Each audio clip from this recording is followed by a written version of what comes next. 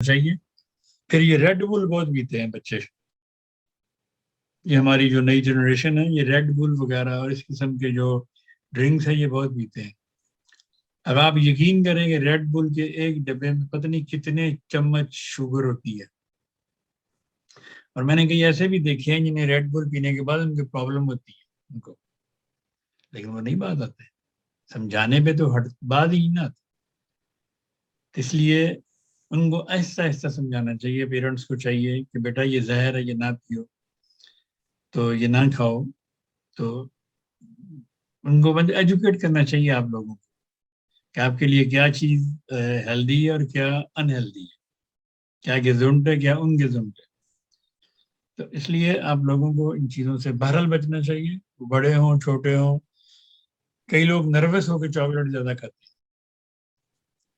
وہ اس لیے کھاتے ہیں کہ وہ نروس ہونے کی وجہ سے ان کی انرجی لو ہو جاتی ہے, وہ چاکلیٹ کھا کے اپنی انرجی کو بڑھاتے ہیں. انرجی کیا ہے؟ چینی.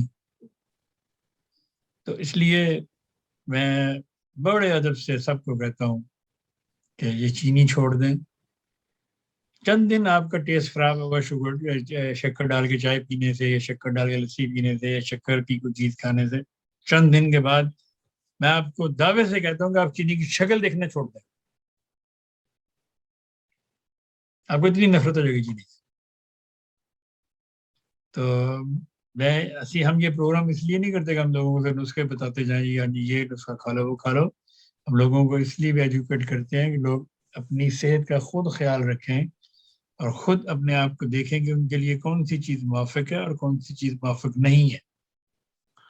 وہ کہتے ہیں نا پنجابی میں, کسی نے ماں بادی کسی نے ماں سوادی. جس کو تو سوادی ہے وہ تو کھائے, وہ تو ہضم کر جائے گا. جس کو بادی ہے وہ نہیں ہضم کرے گا, وہ نہ کھائے. تو شوگر تو ایک ایسی چیز ہے کہ یہ ہر ایک کے لیے نقصان. آپ بڑا ہو کہ چھوٹا ہو, کچھ بھی ہو, چھوٹا بچہ ہو بڑا, سب کے لیے نقصان ہے.